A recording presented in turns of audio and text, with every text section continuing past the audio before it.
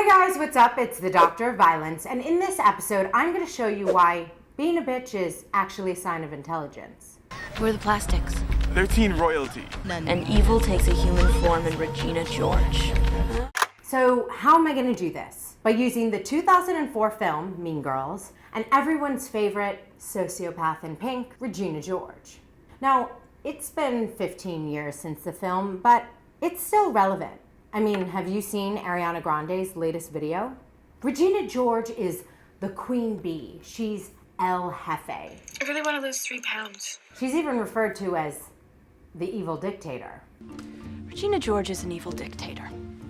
But what people undersell her on is her intelligence.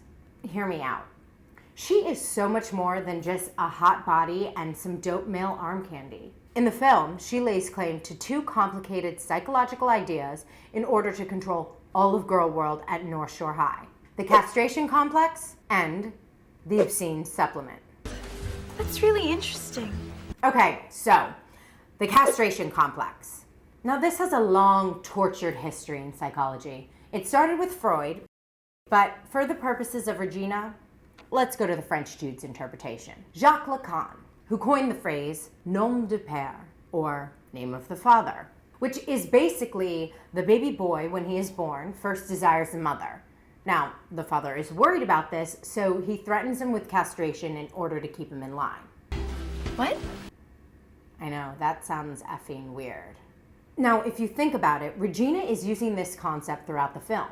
She constantly hangs the threat of social castration over her entire school, drafting a set of rules that she communicates through her sidekick, Gretchen Wieners. You can't wear a tank top 2 days in a row, and you can only wear your hair in a ponytail once a week. So I guess you pick today. Oh, and we only wear jeans or track pants on Fridays. Now, if you break any of these rules, you can't sit with us at lunch. Well, I mean, not just you, like any of us. Failure to adhere to these regulations results in societal castration. Translation, if you get thrown out of the plastics, you're ostracized, banned. Okay, like if I was wearing jeans today, I would be sitting over there with the art freaks.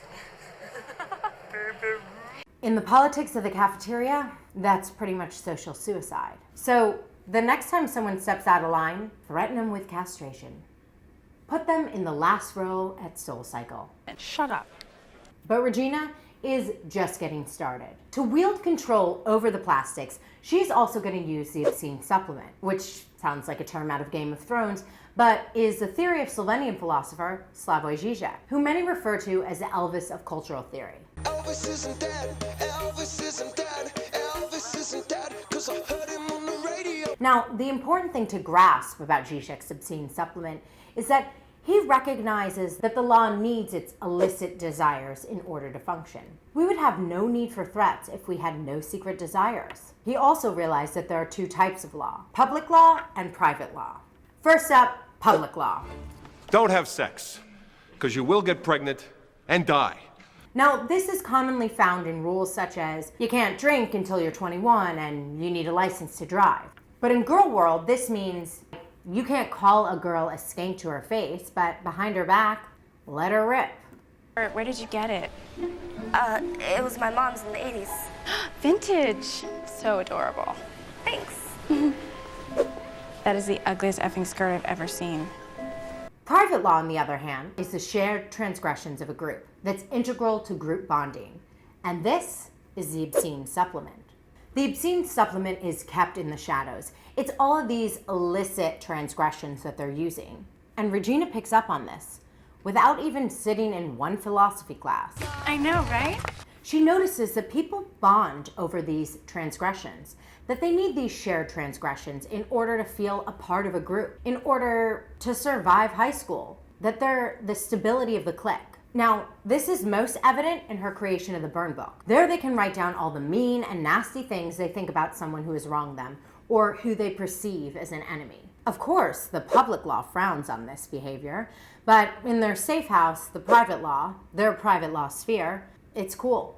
Now, private law is where the obscene supplement has to live. It needs to remain in the shadows. It's this secret. The idea that groups bond over their shared transgressions. Talking shit, things they can't do in public, they do together in private. And this solidifies the clique. That's funny. Put that in there. Regina George exploits this idea through the burn book. She recognizes that public social laws make it so you may not say all of your nasty feelings about one of your classmates to their face, but put it in the book and you feel better. You feel cleansed. The burn book is cathartic for the plastics. It's like their manifesto. Now, the problem with the obscene supplement is that it needs to remain private, in the shadows. If it doesn't, chaos ensues. And Regina knows that. So when she sees that power is slowly slipping from her grasp and becomes aware of Caddy's plans to overthrow her rule, to usurp her power, she doesn't confront her outside of school and use criminal violence. She doesn't go to the teachers using state violence. She goes straight pathological, taking the burn book, her obscene supplement, public. She takes it to the people, and chaos follows.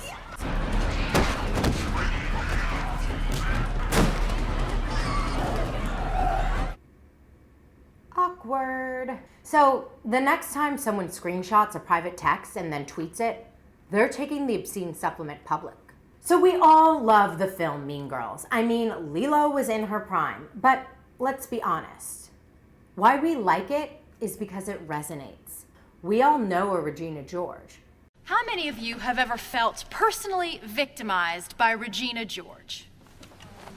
Now, it's a little hard to see the literal castration complex every day, nor would we want to see it. But we can all relate to the persistent threat of social castration or fear of ostracism because one person wants to control the way we are exercising our desire. And then there's Regina George's obscene supplement, which is happening right now in a really big way. What was said, this was locker room talk. So bringing it back to the whole idea of why being a bitch is actually a sign of intelligence, is that Regina George is totally bossing it with two complex psychological theories in one movie.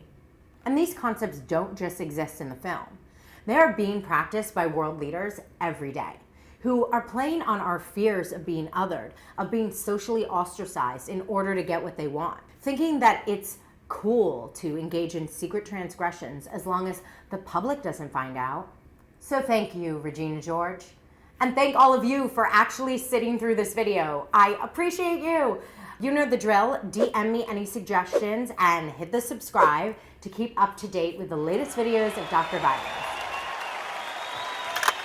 You've been prescribed Goodfellas, Zero Dark 30. Love ya. Love ya.